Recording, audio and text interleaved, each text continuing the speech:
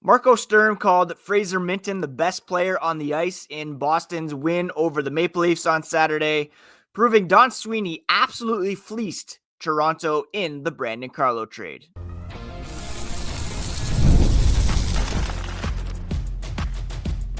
You're Locked On Bruins, your daily podcast on the Boston Bruins, part of the Locked On Podcast Network, your team every day.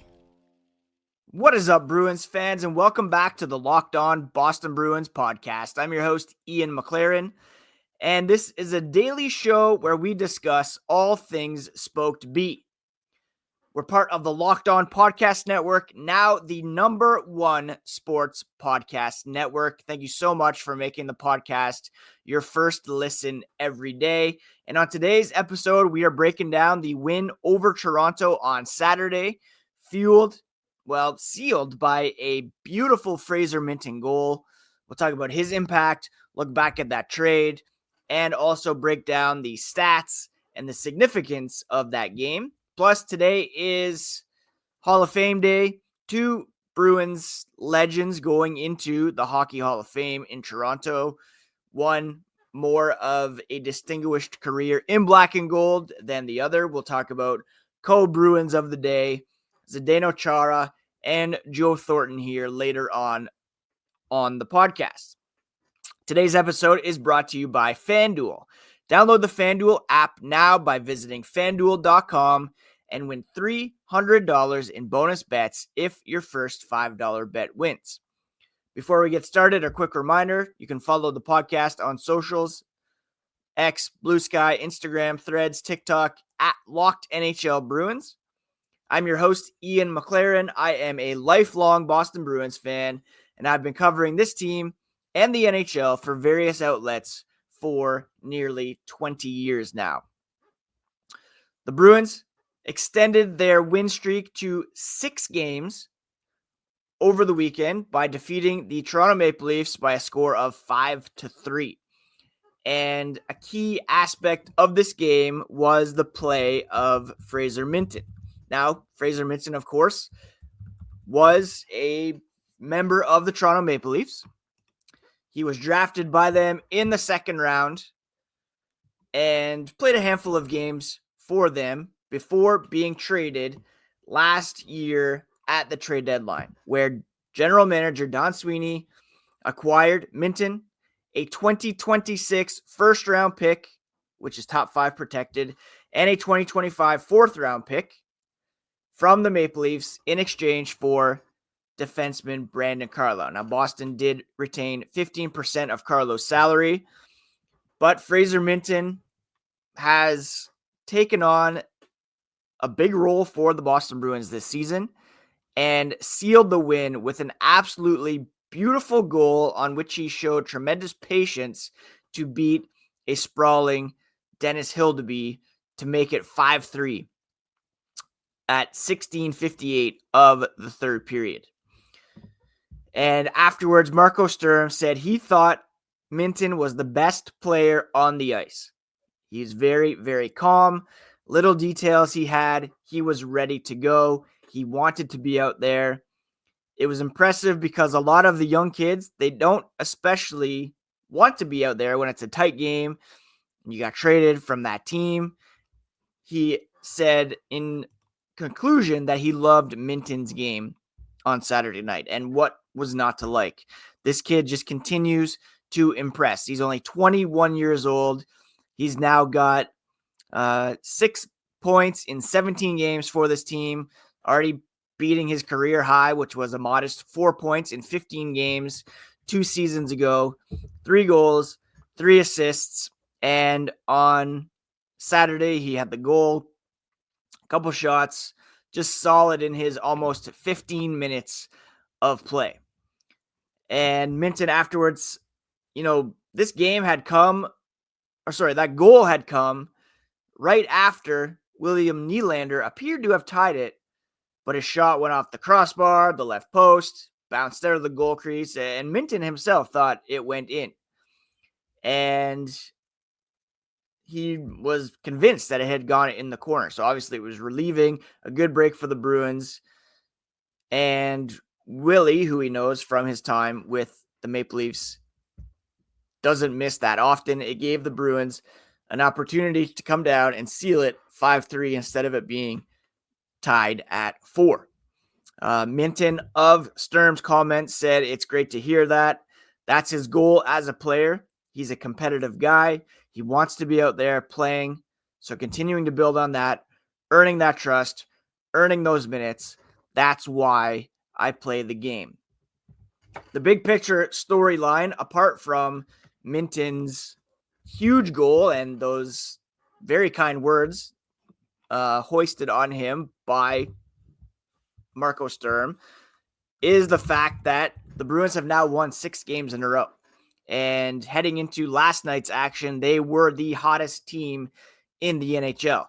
The Anaheim Ducks have since increased the hotness level by winning their 7th in a row.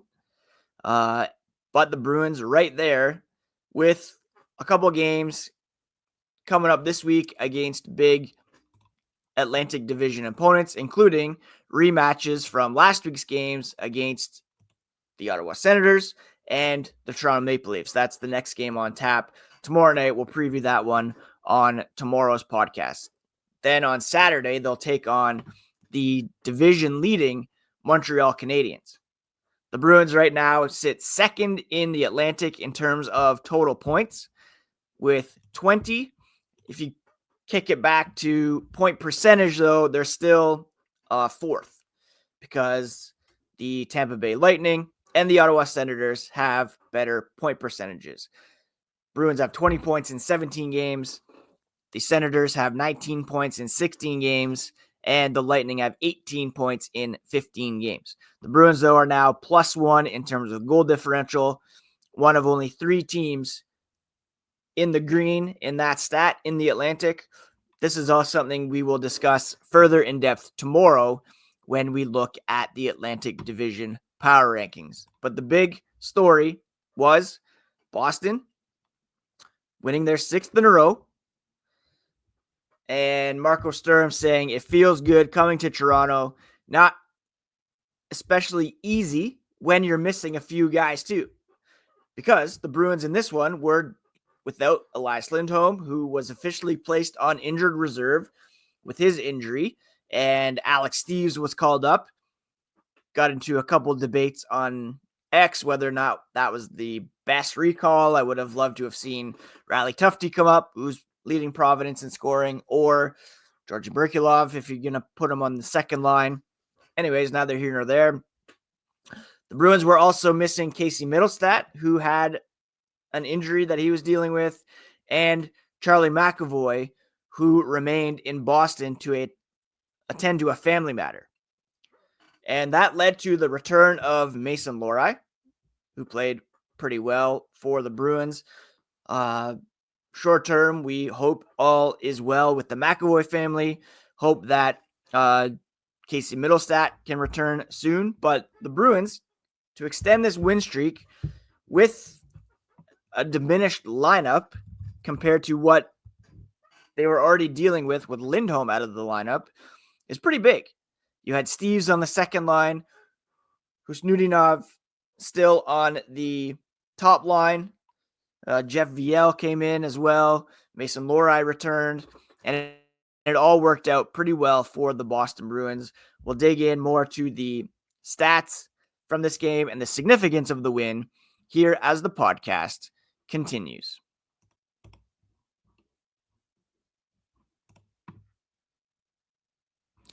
Let's say your team is looking to hire somebody like yesterday, and how can you find amazing candidates fast, you're wondering? Well, it's easy. You just use Indeed. When it comes to hiring, Indeed is all you need. Stop struggling to get your job post seen on other sites. Indeed's sponsored jobs put your post at the top of the page and help you reach the right candidates faster. I've been in that spot with a small company I worked for, and the pressure was on to hire someone every day without the right person was a setback. And that's exactly when Indeed's sponsored jobs came in handy. They made sure the post was seen by the right candidates right away. Speed up your hiring process with a $75 sponsored job credit. Go to Indeed.com/lockedon right now. Support our show by saying you heard about Indeed on Locked On Boston Bruins.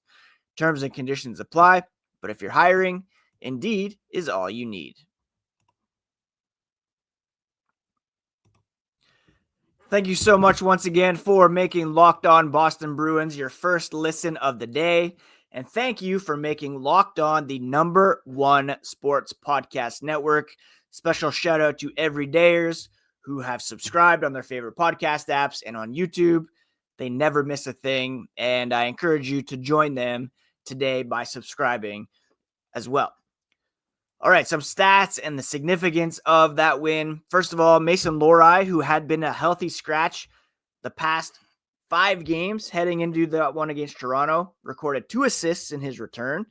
He's actually, if you take away the time in which he was scratched, if you look back at his last few games, he's actually been quite productive. In his last 4 games, 2 assists, 3 assists, and then 1 goal. So that's 6 points in his past 4 games that he's played. And the game that led to his scratching, he wasn't even that bad. He had a shot, 19 minutes, and he was an even 0 in that game. So, yeah, we don't want McAvoy to be away from the team for very long. But at the same time, Mason Lohrei proved that he had learned his lesson and that he should be in the lineup. I know Jonathan Aspero has filled in admirably and plays the right way, but a guy who's going to chip in 6 points over 4 games or has that potential, you got to get him back in the lineup on a regular basis. He said he was pretty excited to get back playing again. Always kind of part of the group.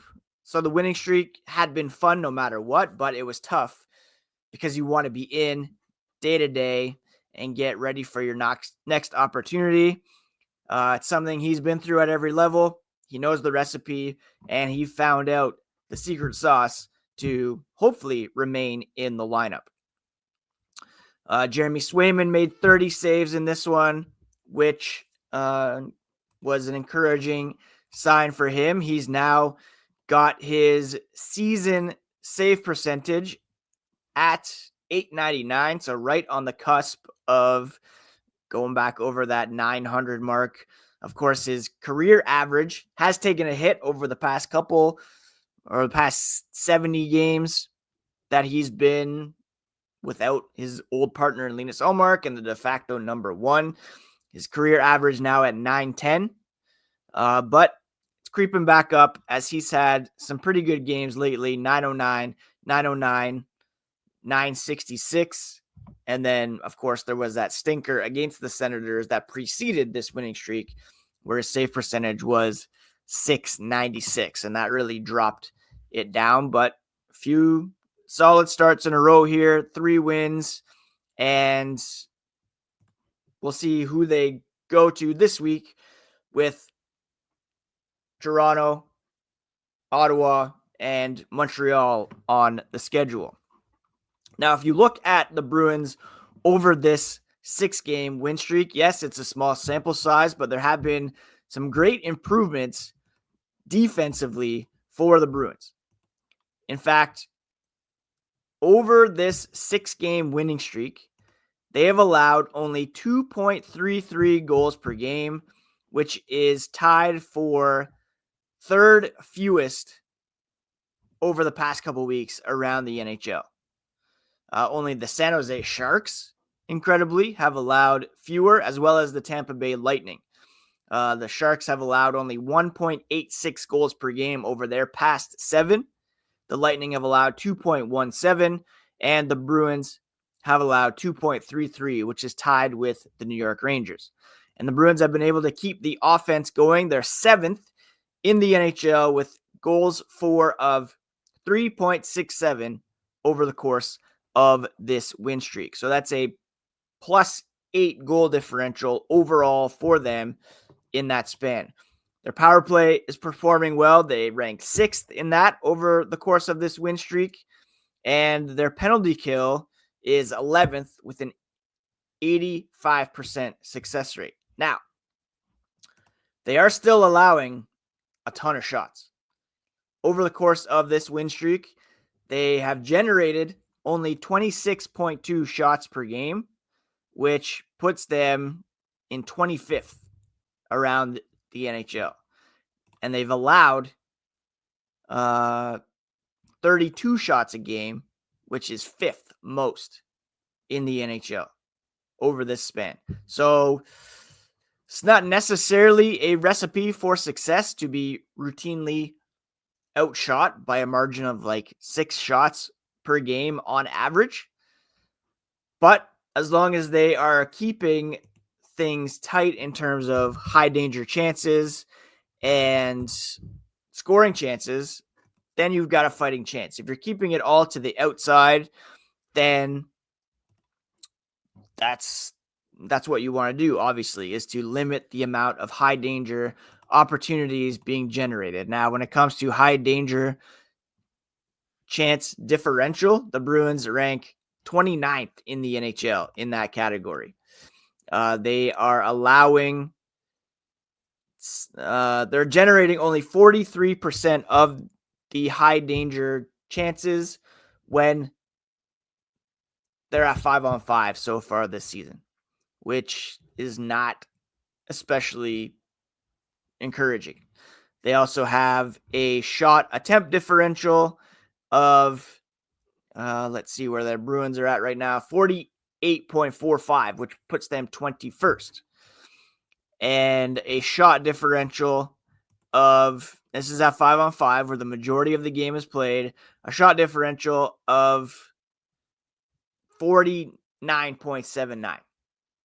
So what this tells us is that they got to stay out of the penalty box so that these shot totals aren't being skewed by other teams having the man advantage. And also, they've got to cut down on the amount of high danger chances they're allowing in comparison to the ones that they're generating, basically. Because if the opposition has the puck on their sticks more often and they're getting into those high danger areas more often than the Bruins are, that's a heavy load you're putting on your goaltenders who are already, still sub 900 and fighting to regain confidence in their form. And so the defense still does need to tighten up for the Boston Bruins. They're allowing only 2.3 goals per game, which is great, but they're routinely getting outshot. They're putting pressure on the goaltenders by giving up those high danger opportunities. And there's only so long that they can hold out, and the Bruins sticks can, keep it balanced in Boston's favor in terms of wins and losses. So that's something to keep an eye on. Another stat, huge. Pastrnak scored his 399th career goal. He's 1 away from 400, and he's 3 behind Rick Middleton for 5th place in Bruins franchise history. Well on track to remain or to become the Bruins' highest scorer when all is said and done. Morgan Geeky, though, is the team leader in goals. He scored his, what's he up to now? 10, I believe. His 10th goal of the season. He had a couple points, including a goal and an assist. And this kid is just unreal right now. 11 goals in 17 games. He had 3 shots. His shooting percentage still elevated at 28.2. We were expecting his 22% shooting percentage to drop last year. That got him 33 goals. Geeky now on pace to eclipse that by quite a margin if he remains healthy and at his current pace, which, again, may fall off because shooting percentages are like that. But right now, he's on track for 53 goals, 72 total points. We'd like to see the assists get up, some more helpers on setting up David Pastrnak, but this guy right now is on an absolute heater, and you just ride that as long as you can. Like I mentioned, coming up for the Bruins, 3 games this week. They will play the Maple Leafs at home on Tuesday, the second half of the home and home series. They will travel to Ottawa to take on the Senators on Thursday, and then they'll be in Montreal to take on the Canadiens. The division leading Canadiens will again update the Atlantic Division power rankings on tomorrow's podcast and recap all of these games coming up this week on Locked On Boston Bruins. Now, tonight is a special one for the world of hockey. It is the Hockey Hall of Fame induction ceremony. Former Bruins captains Zdeno Chara and Joe Thornton will be inducted along with Duncan Keith, Brianna Decker, and Jennifer Botterill. And we'll discuss the impact Chara and Thornton had on the Boston Bruins here as the podcast continues.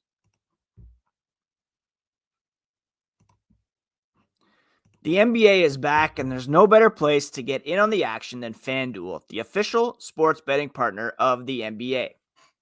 Look, even if you missed the start of a game or want to ride the hot hand as you're watching, FanDuel has live bets on everything from who will score next to fourth quarter comebacks.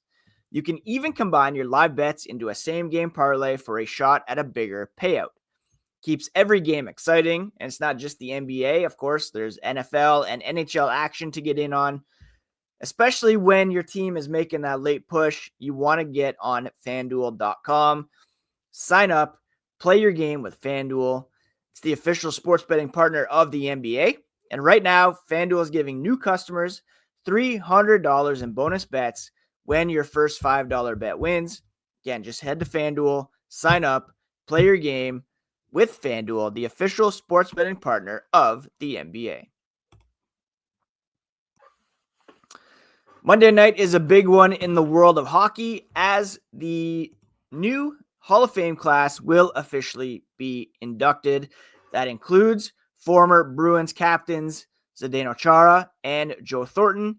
They're joined by Duncan Keith, Brianna Decker, and Jennifer Botterill. Joe Thornton, let's be clear, he was one of my favorite Bruins as a kid. A teenager in high school. He was drafted in 1997, first overall, and we were around the same age. He was a year older than me, but I was so excited to have this guy drafted first overall and coming in as a potential franchise cornerstone. He joked over the weekend that when he was drafted first overall, his rookie year was an unmitigated disaster. Didn't score his first goal until December 3rd. So brutal, he said. He wasn't sure if he was going to go back to the OHL, but they ended up keeping him for the whole year. But he was second-guessing himself all year long, and it was a year-long battle. A lot of guys take some time to develop, of course. Bigger players, even more so. But he came into his own pretty quickly. And I've said it before that he was the inspiration for my first ever hockey blog post. When he was traded in December of 2005, I was working, came home. It was like midnight. I sat down on my computer and just had to type a little something because I could not believe it. I remember being in a car driving to Toronto for my Blue Jays game, bachelor party kind of deal, and it was announced that he had signed a contract extension with the Bruins coming out of the lockout that wiped out a whole season. He was coming off that 2004 playoff disappointment against Montreal, where the Bruins lost in 7 games. Thornton had like 0 points because he was playing with broken ribs. He came in with incredible pressure and hype. A player with unique size, 6'4", and just incredible playmaking vision. Such a unique player. And while his rookie season was disappointing, he had 36 goals, 65 assists for 101 points in 2002, 2003. becoming just one of 10 players in Bruins history to hit that mark. He also was named captain following the departure of Jason Allison at a young age. And then still boggles my mind that they decided to trade him, one of the most significant and controversial trades in franchise history, traded in November of 2005 for Marco Sturm, Wayne Primo, Brad Stewart, to, of course, the San Jose Sharks, a team that he would win the Art Ross with and the Hart Trophy that very season. Started with Boston, ended with the Sharks. Only player to win the Hart Trophy while being traded mid-season. You'll never see that happen again. He did have a connection with Bruins legend Johnny Busick, who mentored him early in his career. Brings old and new Bruins legends together. The majority of his success happened in San Jose, but still, very worthy Hall of Fame career for Joe Thornton. Wish he could have stayed in Boston, but maybe the Bruins wouldn't have been able to sign Zdeno Chara the following summer, along with Mark Savard, if Thornton was still around. Now, without question, the most significant moment as a Bruin for Chara, defining moment for the entire franchise, defeating the Vancouver Canucks in a grueling 7-game series. He became the first Bruins captain in 39 years to raise the Stanley Cup, and he was the architect of a new culture which remains in place today. Turn the franchise around. They're trying to maintain that culture. They brought him back as an advisor and a mentor to that end. And the image of tallest captain, tallest player in NHL history, exhausted, beaming, raising the cup, instantly cemented his legacy as a Boston legend. His performance in that series, especially against the Sedin Twins, was a testament to his toughness and preparation that carries over now as he runs like a marathon every weekend. He won the Norris Trophy in 2009, the first Slovak player, only the second European player to win that award, and the first Bruin to win the award since Ray Bourque. Delivered on the promise of bringing in a franchise-altering player. That carried over, of course, to 2011, as well as 2013, 2019. They didn't win those years, but they don't make it to the Stanley Cup final 3 times over that span without Zdeno Chara. We all remember him coming back from that broken jaw in 2019. Still pains me that they lost both Game 5 and Game 7 on home ice, but hey, that's the way it goes sometimes, as I reminded of last week with the Blue Jays losing in the World Series. There's also, of course, the memorable 108.8 mile per hour slap shot at the 2012 All-Star game. Just incredible physical specimen Zdeno Chara was. And he talked at the Hockey Hall of Fame the other day about, Ottawa allowing him to walk. I talked a couple years ago about their decision to prioritize Wade Redden over keeping Zdeno Chara. Huge mistake for that franchise, but great for the Bruins. It was a different time back then. They weren't allowed to explore cities or talk to teams ahead of time. One phone line, and a few teams called, offered similar deals, and it was a huge unknown for him. But he made the decision to come to Boston and not only help them win the cup, make the final a couple of other times, but ranks 8th in team history, playing 1,023 games for the Bruins.